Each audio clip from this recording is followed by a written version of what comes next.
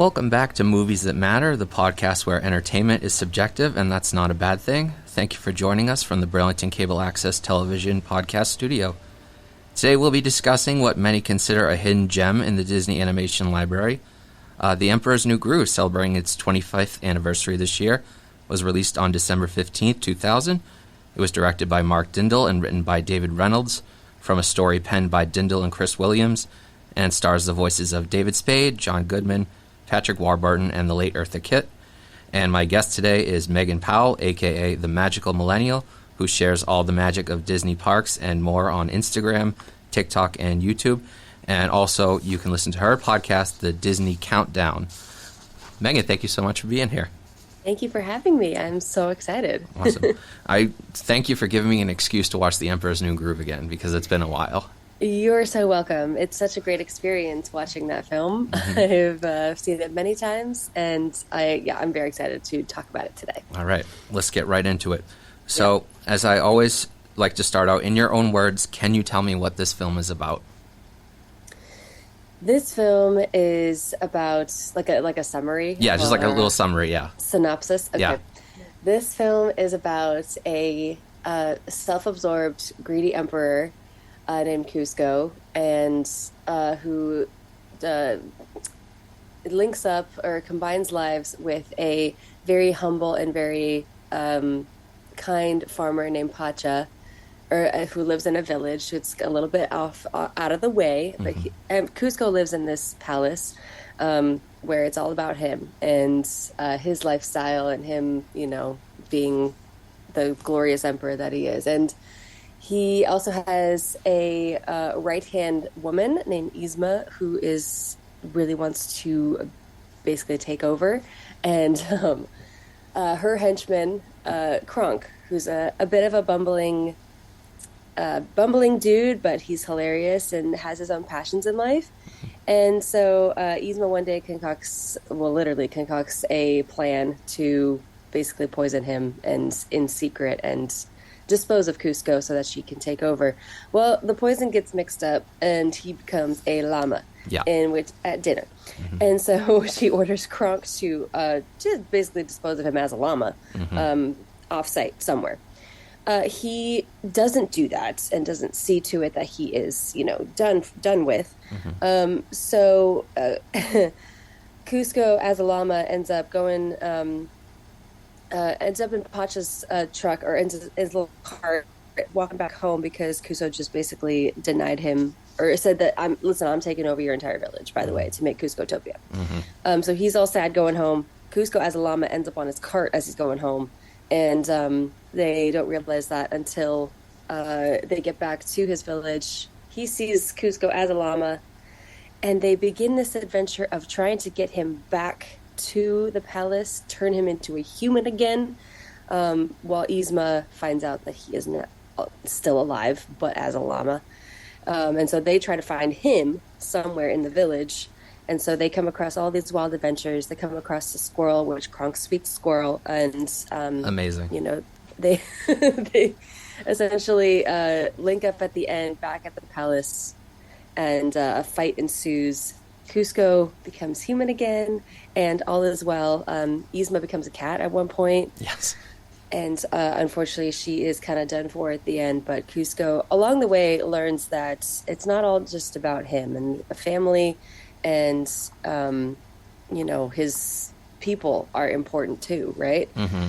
So he learns to become far less self-absorbed. And Kronk has a happy ending as well, don't worry, because we love Kronk. We do love Kronk. But they all have a happy ending. So it's a fun-filled movie with a lot of great jokes. But that is essentially what it's all about. Perfect. Do you... I know it's been 25 years since it came out, but do you remember the first time you heard about this film? I do remember. I don't remember a lot of trailers for it. I think I was 7 years old at the time. Mm-hmm. But I remember seeing it in theaters and just laughing constantly and thinking, wow, this is such a funny movie. I've never really seen this funny of a Disney animated movie. Because I loved Kronk. I loved the squirrel part. I think was one of my favorites as a kid. And I definitely, it was one of my favorites from the start. Mm-hmm. So what really sticks out with you when you rewatch it all these years later? How clever it was and how kind of ahead of its time it was. I don't think people were like ready for this kind of humor, this kind of story, maybe at the time, but I think it has transcended a few generations. It's aged so well. You could watch it over and over again and it will still be funny. The deliveries will still be so spot on. And it's just so creative, like this is something that was, it's supposed to take place, I guess, in a sort of make-believe Peru. Peru, yeah. Yeah, so I love that it has some like real-world elements a little bit to it, some geographical elements, but also it's, definitely definitely a fantasy. I just think it's held up so well over time, and I never get tired of watching it. I could leave it on in the background and be like completely content, Yeah, no, when I was rewatching it earlier this week, I was just amazed at how I could just quote this movie verbatim. I didn't realize, like, it just is incorporated into my DNA, like some of the famous lines. True, it is so quotable. Yeah. One of the most quotable, I think, that Disney's ever made. Yeah, no, I was laughing out loud, and I was like, I don't think I've ever laughed this like much at a Disney movie. Right? And it was it was such a shift because like we were just getting out of the 90s with all the grand musicals and everything. Right. The whole, Renaissance era, a lot of princesses were coming out at the time and heroes and stuff like Hercules, Aladdin, Tarzan. So it was definitely a shift in the characters and what type of characters we were going to be meeting and interacting with. And yeah, and it was kind of the first, right? Like that led to, we had Atlantis later on and Treasure Planet. So it was the kind of the leader of them all. And I think it was an awesome shift. But again, I don't know if people were like ready for it at the time. So right, like I feel like a lot of those films from that era were not like super well received at the time, but they've all sort of found their followings. Like agreed. I think Lilo and Stitch, as we know, is very popular now. Lilo and Stitch. Oh my gosh, yeah, that Stitch is extremely popular. We got the whole live action coming out in a few months. But yeah, I fully agree. I think that I called it in one of my videos having a Revenge of the Sith moment where it wasn't as appreciated in its time, but a couple decades later, it's beyond like it's beloved. Really, that is a great comparison. Revenge of the Sith moment. I feel like I might already know this, but who are your favorite characters or performances in this film?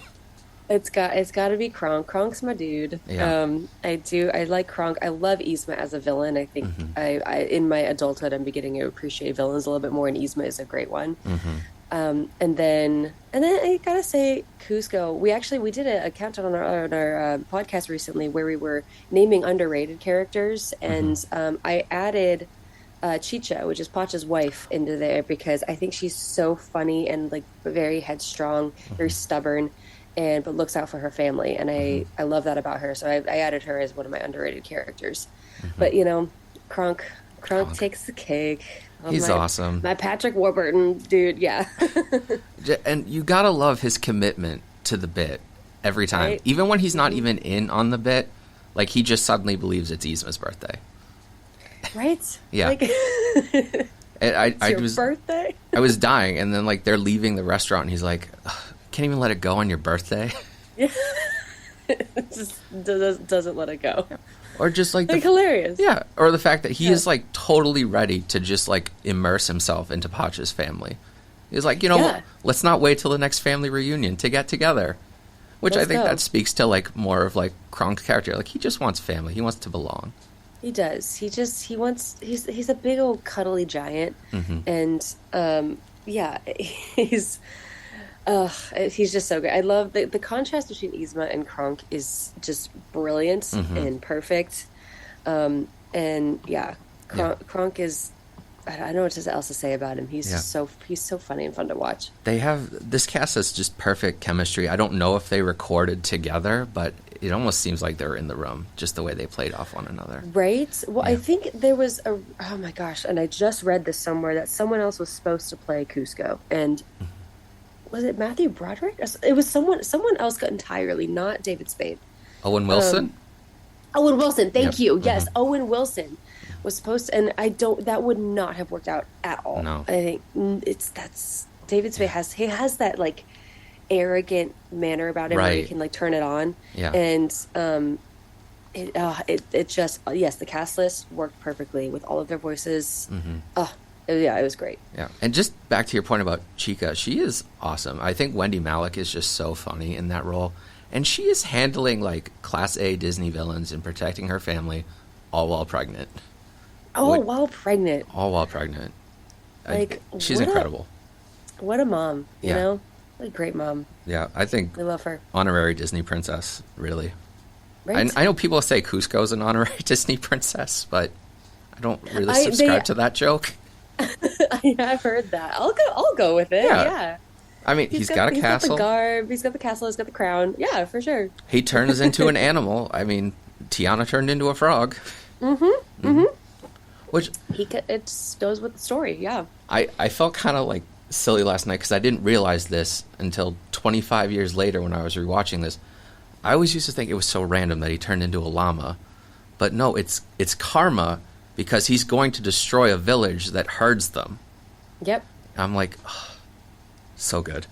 Right. So right? good. Brilliant. Yeah. So I know you mentioned the squirrel. Any other favorite scenes or moments in the film? I know we could just go down. We could just do a play-by-play of the whole movie. We really could. Yeah. Right. Like man, I love the whole river scene when they're tied to the log is so good. I mean, that's the iconic sharp rocks at the bottom. Yeah, most likely. Most likely. Bring it up. Yeah, the squirrel interactions that are had, the whole restaurant scene is hilarious when they're, Kronk is forced to go back there and cook. I think he's okay with it though. Oh, he's very okay. Yeah. Not even forced to, right? He just he's just ready to go, and he understands the lingo and everything that the waitress. He's like, said. got it. He repeats it back in like the different words. What else? Man, they're all so good. The interaction of Yzma coming to the house, and the double Dutch scene is great with Kronk. And then I did like the fight scene. One of my favorite lines is Kronk essentially being the one to kind of end the fight, Right? Inadvertently, right, and being like, "Whoa, what are the odds that trapdoor led me out here?" Hilarious, genius. Yeah. It's a great line, and so Kronk at the end of the movie. So that's one of my favorites, I think. That's a line that my brother and I would watch over and over again when we were little because it was so funny. One of the funniest climaxes for a Disney film, I think. Right. Like, hey, I've been turned into a cow. Can I go home? Can I go home? And I didn't used to laugh at this so much as a kid, but for the last time, we did not order a giant trampoline. And I'm just like, wow, if Pacha only knew that was down there. Right? Could have ended a lot differently. Yeah. Or just like, he's so happy that he gets turned back into a llama again. I know. When they're going through the potions and stuff. Hey, I'm a llama again. Wait. It was so good. I forget what line you mentioned that you and your brother quote. What are some other quotes that really come back or live in your head rent-free? With my head rent-free. Oh, no, he has his own theme music.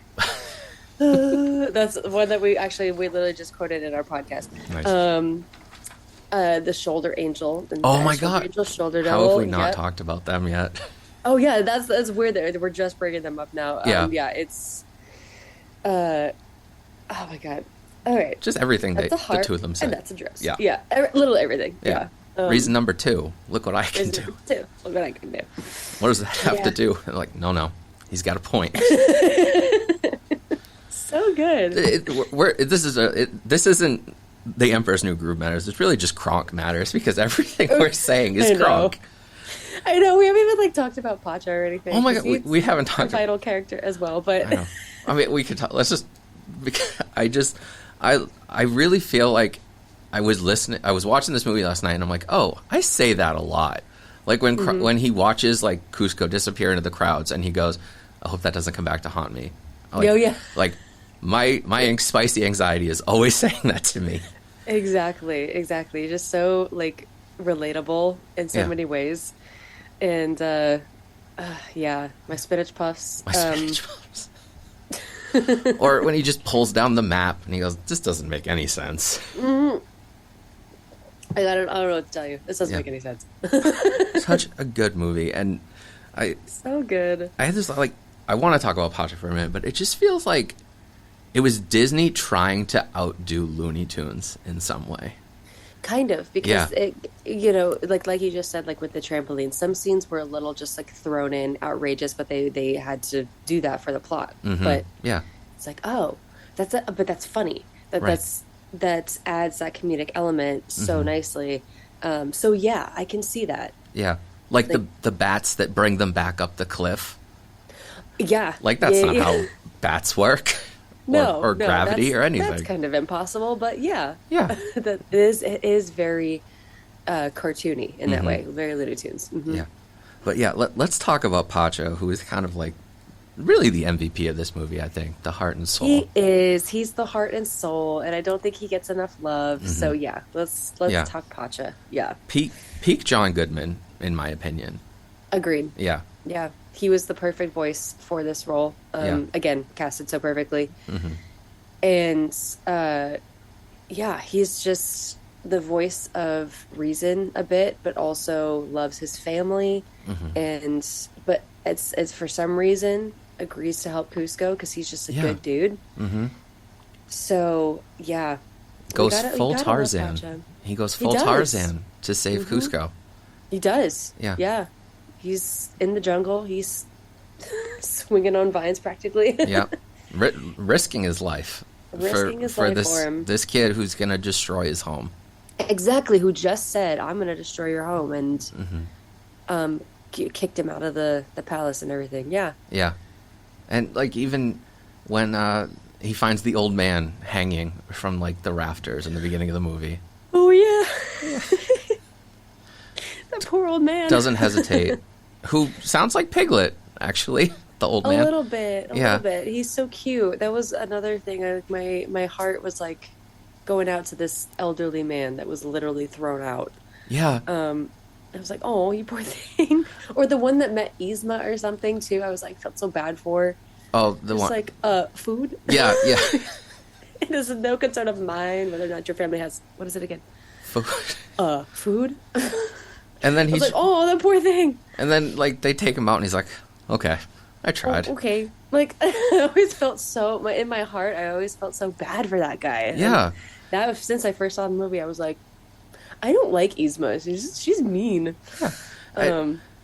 And I just think, like, about, like, that hard cut to him being launched out the window. Sorry. Like, I know if that was, like, Frollo, he'd be dead. But it's a comedy, so. It's a comedy. It's a comedy. That's true. It's true. Yeah. Oh, talk about dark villains. Frollo's one of the worst. Yeah.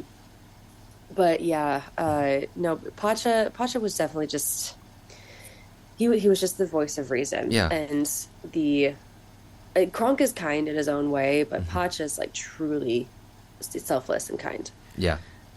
Polar opposites of Cusco. And, but they complete each other that way, I guess. Yeah. And in the sequel, like Pacha and Kronk kind of become buddies a little bit.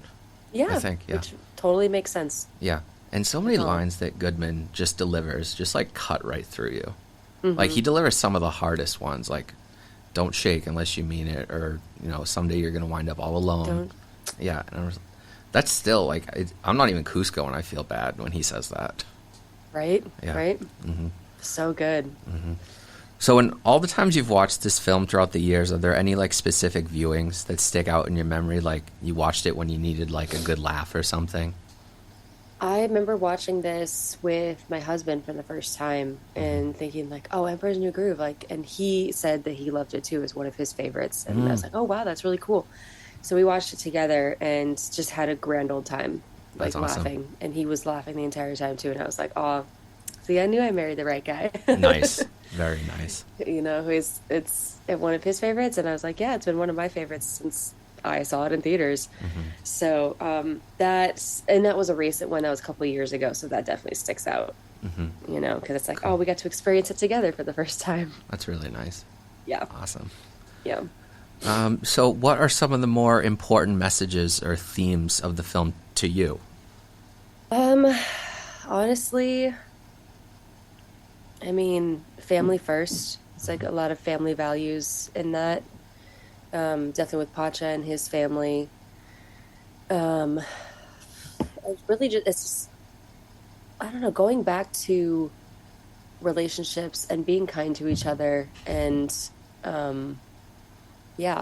just kindness goes a long way. It goes further than any, power or something that you have over someone or some kingdom, I guess.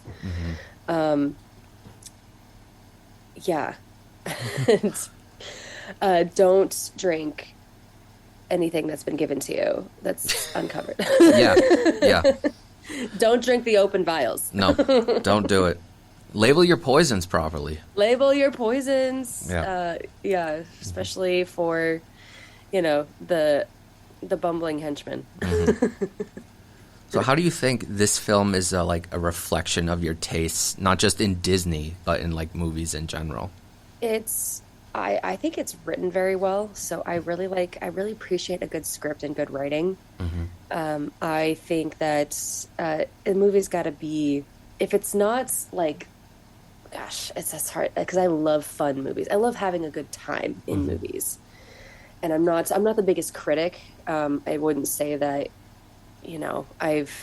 would bash certain bad movies just because they were terrible. But I'm like, oh no, I had fun watching it. It has to be fun. They have to have good humor, usually, unless I know I'm going into something that's insanely sad or serious, like a wartime movie. Yeah.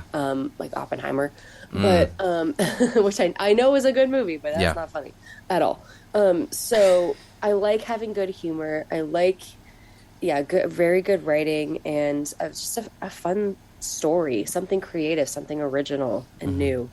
So that's probably the biggest the top qualities, I would say, when I come into a movie. Cool. As someone whose career is exploring and turning a spotlight on Disney fandom and culture, what role did not just The Emperor's New Groove but the films itself play in influencing your career path? Ooh, that's a good one. Disney films. Just Disney films in general. It doesn't have to be specifically Emperor's New Groove. Yeah, it's mostly going back to childhood, which is a lot of what being a Disney adult is. It's kind of just living in the nostalgia and the childhood, or the happiness and joy that Disney brought to your childhood, right? So I've talked a lot about Emperor's New Groove, both on my my personal pages, on the podcast, and it just it was at a time where I really had a good memory of what I was seeing in theaters, because before that, I was definitely a kid in the 90s, and I have selective memory there. But that movie was it was one where I don't know, I have such a vivid memory of really, really enjoying it. And so as I'm creating content, as I'm going to Disney all the time, I don't know, I go back to the movies that just brought me joy as a kid, and that's why I love talking about the 90s movies that I grew up with. Love the nostalgia. As a 90s baby, I think we're all deeply connected with those times and our nostalgia, which is why 90s night was so fun at Disneyland. Oh my God. It was a good time. Well, a very good time. Are you still recovering? Yeah, I am. So I'm I want to do it again. I had a good time, but awesome. Yeah, it's I don't know. It's just the good old days with good old original Disney animation. You can't beat it. I guess it's technically that was the post-Renaissance era. Yeah. Of films. So, but it was at the edge of the Renaissance. It was the turning point.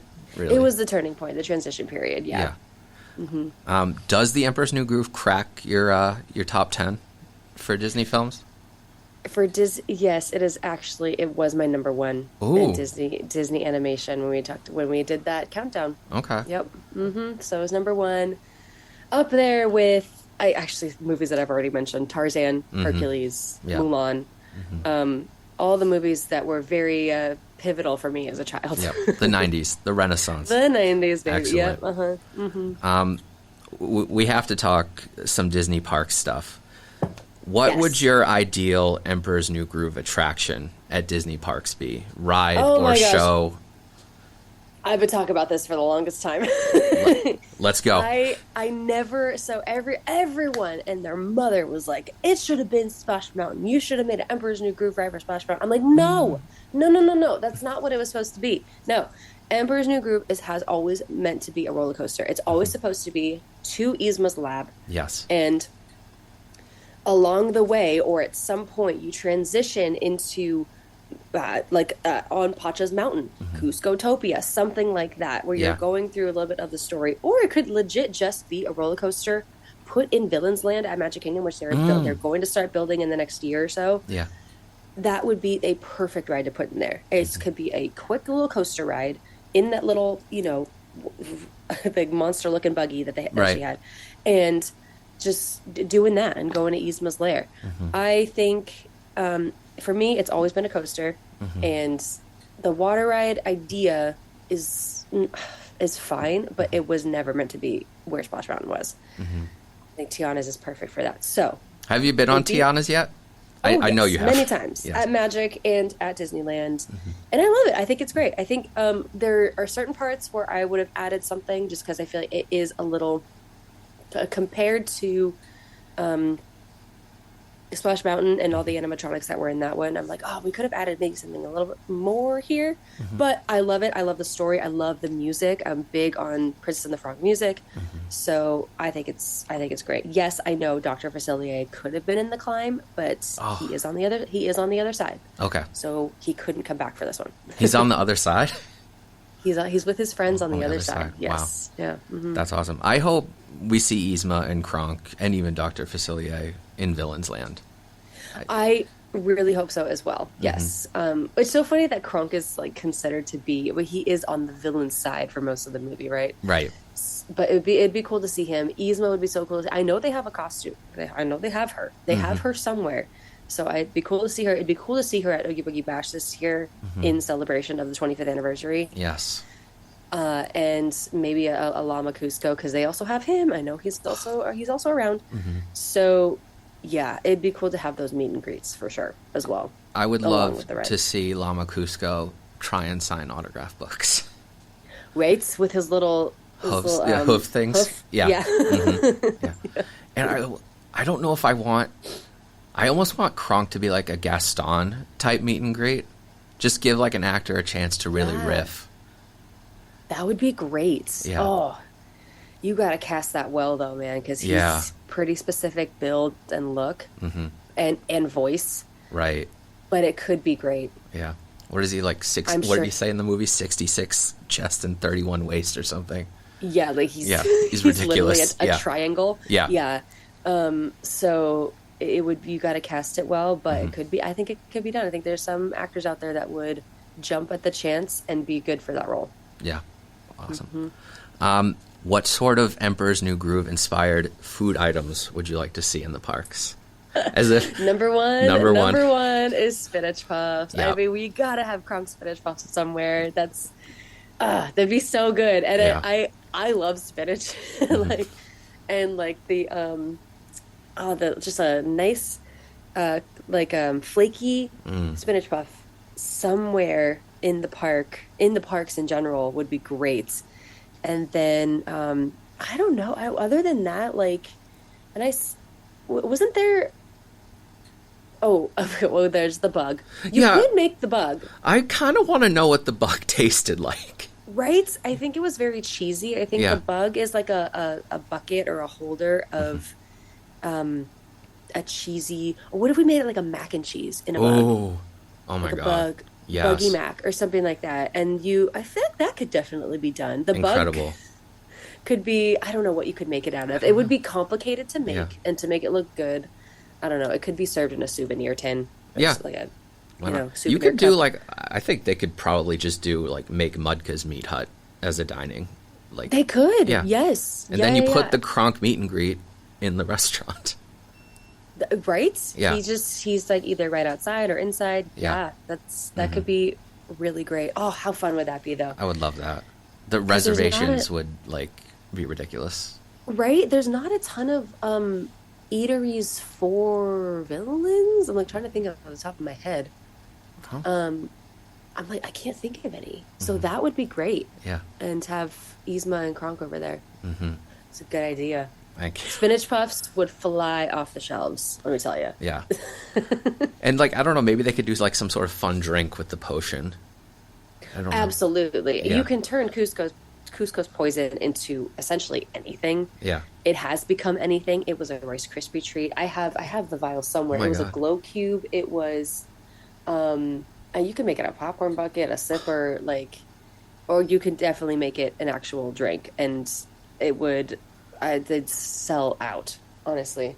I would. Everyone loves Cusco's poison. Yeah, I would kill for a Cusco poison vial just to like Right. have on my shelf. That would be awesome. Right. Yeah. Like an actual vial. Yeah. And that kind of perfect transition into my next question. I know you're a pretty big Disney merch collector like me. I am. Any Emperor's New Groove pieces in your collection that you really treasure?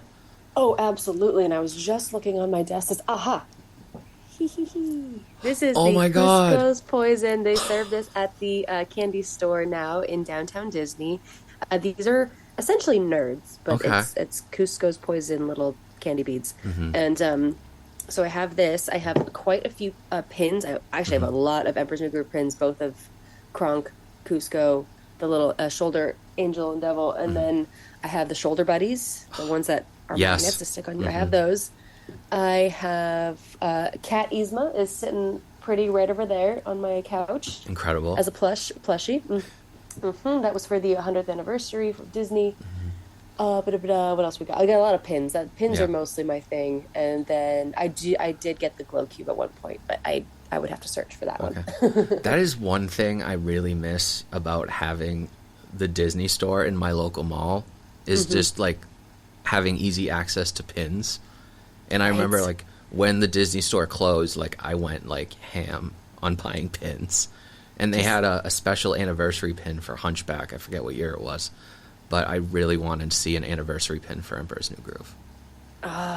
Yes, there's gotta be an anniversary pin. I'm hoping for a lot of anniversary things, but we'll see. 25 is a pretty big number, Yeah. so I'm hoping they'll do something. But Hunchback is also one from my childhood that I very much adore. I would need a whole other hour that's for a whole that other one. episode. That's a Yeah. whole other episode for that Whole one. other episode, Yeah. yeah. Pardon my cynicism in this next question. I feel it's not a matter of if, but when Disney decides to remake The Emperor's New Groove in live action.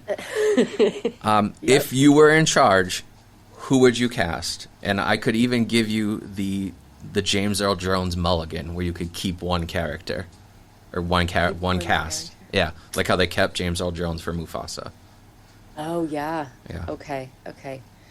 Oh, this is so tough.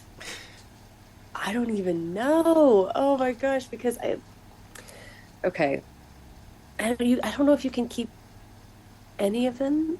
I mean, it's been 25 years, and now everyone's so old. Right. Like, I mean, but Eartha I Kitt love is my gone. Patrick, but Yeah. Eartha Kitt is gone. Yeah.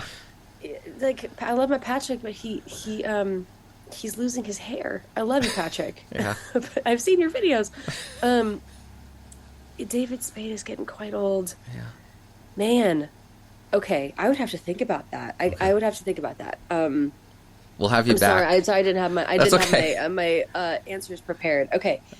Let's try to get one. Let's try Okay. to get Kronk. Who would be a really good Kronk with like a deep voice and funny? I can think of one. Okay, who do you have? I have Beck Bennett from SNL. Oh, okay. Yeah. Wait, that actually, and he kind of has that deep He has voice. that deep and voice. He Yeah. could make it even deeper if he Yeah. wanted to. Yeah. That's a good one. That was the only one I could think of, like, all week. Wait, okay, I'm on board with that. Okay. Yeah.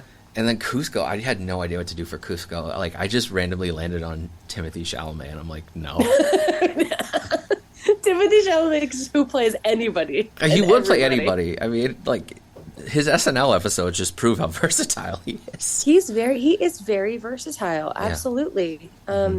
I always, I mean, slap a wig on, like, any, like, kind of attractive dude, and I'm sure they could play Cusco, but they really got to have that good arrogance about them, especially for, the beginning and everything. Yeah.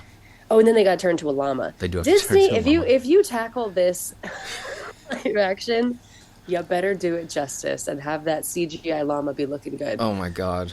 Like, because, I mean, Stitch, I think that what they did with Stitch and, like, the tweaks that they made on him, he looks great, I Stitch think, in the is new live so action. good in that trailer. He's He adorable. looks really good. Yeah. He looks so adorable. Yes, has a little dog form. Yeah. And excited to see the other aliens and stuff. They all look good so far. Yeah. No, the beginning shot where they show him escaping, I was like, wow, that's, like, perfect transition right there. Spot on, right? Even, like, the little guy that goes, he took the red one. I'm like, wow, that is perfect. That was like, oh, that was so cute. That was Yeah. cool to see in like, real life, I guess. Yeah. So yeah, if they were managed to get if they managed to do a live action Emperor's New Groove, the llama, it's got to be good. Yeah. It has to emote. Man, that's going to be tough. It has to emote. Yeah. That's going to be so tough. I'm sorry. I don't know if I want a live action. I don't Emperor's know. New Groove. I mean, it's going to be so weird because, like, the llama in the original is so stylized with, like, the big eyes on either side. I don't know how you would translate that. He is a cartoon. Yeah. Like, he's a cartoon. Mm-hmm. So I think we just stick with that. Okay. I think that's, yeah. All right. Well, now Disney, we've given them let's the not try idea. So, coming in 2027. Right. Oh, man. So, back on franchise stuff, have you ever watched Kronk's New Groove, or that television show that was on the Disney Channel at Bird's New School? Yes, I did. I did watch quite a few episodes when I was littler. Yeah. And I thought it was cute. I thought it was funny. I haven't gone back and watched any of them, like on Disney Plus, but I remember it being really cute and enjoying it.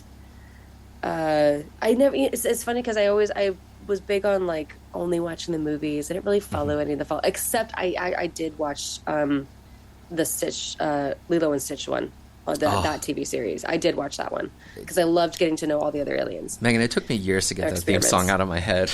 Right? It was so good. It was so good. Mm-hmm. But yeah, for Kronk, that was probably a few episodes, and I enjoyed it. I thought it was fun. Yeah.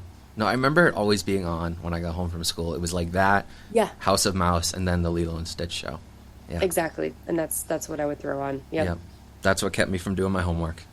Same. Yeah. Same. Mm-hmm. That was my procrastinating series Yep. on Disney Channel. So Emperor's New Groove went through a pretty public production overhaul. It was originally titled Kingdom of the Sun. There was more songs from Sting. It was like a Prince and the Pauper type story. You think anything of value was lost in the cutting room floor, or did we, like, dodge a bullet? I mean, no, I think they did a good job, and the decisions that they made. I think having Tom Jones as, like, kind of the main movie song guy, because there weren't a ton of songs in it, right? No. It was basically just Tom Jones at the beginning. Yeah. And I think that was brilliant because he's got a big voice for that kind of, like, intro to Cusco and his lifestyle and the palace and everything, and talking and, like, singing about Cusco. It was so perfect. Yeah. And I do like, is it My Funny Friend and Me? I love Sting? that song, yeah. It's a great song, and I think it's the perfect one for the end of the film. Couldn't really have a ton throughout. I think it was a great film. That was the other thing too. Wow. Okay, so we're moving from a period of lots of songs in movies, right? All, like, classic songs, right? From Aladdin, Beauty and the Beast, and obviously Tarzan, Phil Collins, love it. Yeah. To a movie with almost no songs. That was another thing too. And same with Atlantis and Treasure Planet. So yeah, I didn't even think about that. They really scaled back on the songs there. But I think it was I think the choices that they made were really well done with this kind of film. It just works. And having that titles or the classic song by Sting at the end was the right move. Yeah. You couldn't really fit it anywhere else. So No. yeah. I can't even imagine like this being a musical, like in the form that it is now. And it's a tight hour and a half. Like it's perfect. It is. And again, that the beginning song and this show basically put on for Cusco and letting us know how just like a kind of full of himself he is. That was perfect. That intro, and then we taper off into like the whole story. So yeah. I thought it was well done. I don't think we didn't need it to be a musical. No, we didn't. This sort of turns. We've talked a little bit about this, but this film was a kind of a box office disappointment when it came out, and a lot of people didn't like well receive it as much as the Renaissance. We've talked about like the lack of songs and stuff. Is that why you think that was really like what happened, that the public just wasn't ready for something different? Yes. I mean, it was a weird time. Obviously, 2000, Y2K was like a weird time in general for society. It was at the end of 2000. We were kind of almost moving into 2001. But I think they don't like change. when they see Disney and when they expect Disney, they expect music, they expect a whole production and a bunch of songs that are going to get stuck in your head. And when it came out and there were no songs, essentially, it was like, what is this? Yeah. And it was a very interesting story that kind of went off the rails a little bit. Again, that's why I think it was just ahead of its time. It was kind of, I want to say, like the guinea pig when it came to making movies without a ton of songs. Yeah. So yeah, I think, and also no princess and no true hero, really. Right. Like Hercules or something. So yeah, it was. I feel bad for it, but it was kind of the test dummy at the time. And again, I'm so happy that it is now being appreciated so much more.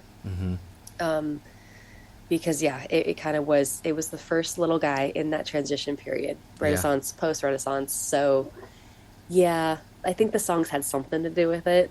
Yeah, because that's what at the time you go into a Disney movie expecting songs, like Mulan or like anything. So. But now we're just laughing about it 25 years later. Now we're just I mean, look at it now. Yeah. Look at us. Who'd have thought? Who'd have thought? Yeah. Not me. Look how she grew. Yeah. And then, and silver lining, it introduced us millennials to Tom Jones. So. I didn't know who Tom Jones was at the time. I was like, dang. Yeah. And this guy's got a great voice. And everyone else, like my mom was like, no, that's like a really famous singer. I was like, oh, okay. I didn't know that. I know. It was like, okay. I thought he was just a cool guy singing a song. With a big old voice. I love that. Yeah. So 25 years later, do you think Emperor's New Groove gets enough love, not enough love, properly loved? I think it gets enough love from the fans. Disney, I think, is starting to realize how much we love it, and that's why they're putting out more merch about it. I mean, 10 years ago, you never would have seen something like this. No. There was nothing Emperor's New Groove, right? I think in terms of the post-Renaissance movies, I think it gets the most love, especially from Disney and both the fans. Let me tell you, there is a whole Treasure Planet fandom out there, though. Yeah. I think a lot of people want that Atlantis for a remake. Too. Yeah, Atlantis and Treasure Planet. Yeah. Treasure Planet could absolutely be done. Yeah. But I think it is getting the love it deserves.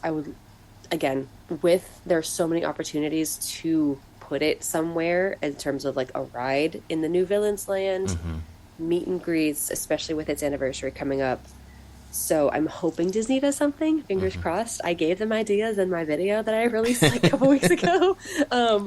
But I think it's getting the love it deserves these days. Yes. Yzma and Cronkite, Oogie Boogie Bash, please.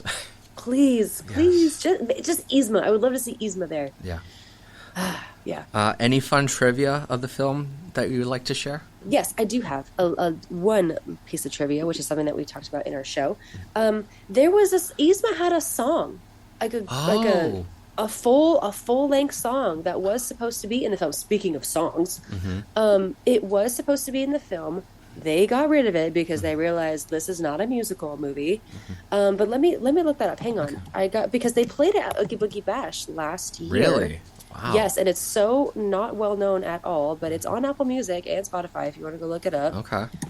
It is called Snuff Out the Snuff Light. out the light. Okay. Yes, yes. So it's really good. It's actually quite a long song, and the lyrics are great. But Eartha Kitt does sing "Snuff Out the Light," and she Wow. does a great job. Very entertaining and a good Halloween song if you want Okay. to look that one up. And yeah, it did get cut from the film. I will check that out, definitely. I'm glad we still have it, though. Sort of like proud of your boy. It's nice that it's Right? still. But exactly. Yeah. Yes, it still exists. It's on Apple and Spotify. I'm an Apple girly, but Nice. yeah, "Snuff Out the Light." Go look it up. Take Okay. a listen. I will. Um, I know you had a big emotional reaction to Once Upon a Studio, as did I. Yes. Have you seen like some of the deleted like storyboard scenes from the film? There was like they cut out so much. I have not. Is it where is can you find that? Like it just shows up on like my Instagram. It was on my Instagram Explore page. Like some of the animators, I don't remember what their names were, but if I remember, I can send them to you. But there was one scene when they were all gathering out in front of the studio to take the picture, and Issa was low-key flirting with Hercules. Like she was That's just funny. winking at him and sending him signals, and in classic Hercules manner, he just didn't know how to handle it. Yeah. And I'm like, He's, like, man, shy." please give me a time machine. I want that back in the sketch. Oh, that's hilarious. That would have been so good. Yeah. Oh, that was man. What a great little film that they did. Yeah. For the Love 100. That's all of them coming together. Like so cool. To hear So them cool. all sing When You Wish Upon a Star, just like, Right. I was just like, broke me. It was very emotional. Yeah. I cried at the Walt part for sure. Like that was special. Yeah. And yeah, just brilliant. And Brilliant work. I feel like they gave everyone their proper moment throughout. Like they gave They Belle did. and the Beast a line, which was awesome. Quasimodo got a moment, which I was like incredible.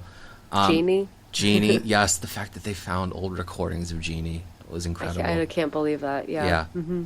Or just even like when Fix It Felix fixes the camera. Yeah. I'm just like, wow, perfect. So good. They managed to really just get everyone in a good amount of time too. Yeah. So, as we approach the end of the hour, what do you hope The Emperor's New Groove's place in Disney history is? Like, what do you hope film historians look back on this film and see? I hope they see just how pivotal it was for Disney animation. Like we were saying, how we really moved from one era to the next, and this was the headliner. This was the beginning for this transition. Knowing that Disney does not have to be all musicals, all princesses, or just one main protagonist. It could be anything. It could be any story that they come up with, anything fun and original, and it could be really funny. You know, not a ton of Disney movies were super fun. They had jokes here and there, but it wasn't this amount of humor in a movie. So I hope they look back and see just it was the turn of the millennium movie that made Disney more than just the musical, Right. you know, animation company. They can do more. They can do more. And they can do different. So yeah, that's what I hope. Okay. And I think we know that, you know, Yeah. even now. Sure. And then last question, why does The Emperor's New Groove matter to you? It matters to me because it brought a lot of great moments into my life between me and my family, me and my brother. We watched this together as kids, and it was something that we bonded over for a long time, because of just literally rewatching our favorite moments. it's, and again, it showed me again that, I can be attached to a Disney movie that doesn't have a princess, like or doesn't have, amazing music like I am with Tarzan.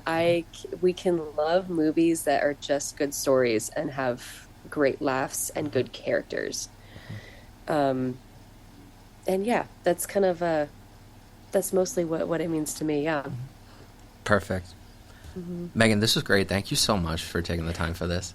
Thank you for having me. This was so much fun. I love deep diving into my favorite animated movie. This was a great time. Yeah, I would love to have you back at some point. That'd be awesome. I'm Hunchback of Notre Dame. If you haven't talked about that, happy to chat more. I have not talked about Hunchback of Notre Dame. I would love to talk about Hunchback of Notre Dame. Let me know. Okay. I know you're probably moving on to different movies, but if you want to come back to Disney animation in the 90s, let me know. I live in Disney animation in the 90s, so fabulous. Absolutely. And once again, the Disney Countdown podcast with Dapper Danielle, is that available on Apple and Spotify? Wherever you get your podcasts. Yes, indeed. Perfect. Yep. Awesome. Thank you again, Megan. And folks, thank you for listening to this groovy new episode of Movies That Matter. If you're a big Disney person like me, I highly suggest you follow Megan at the Magical Millennial on TikTok, Instagram, and YouTube. Definitely follow her if you're planning a trip to the park soon. And if you'd like to get in touch with me about the show, you can reach me either at Gmail or Instagram at Movies That Matter Pod. You can also be my friend on Letterboxd at Chris Loves Films. My last 4 watched were the original Jungle Book, The Emperor's New Groove, 2022's The Menu, and 2020's The Trial of Chicago 7. Folks, the real world is scary. Don't forget to love each other. And when life gets too scary, immerse yourself in your favorite movie or piece of media. Don't worry about box office numbers or Rotten Tomatoes scores.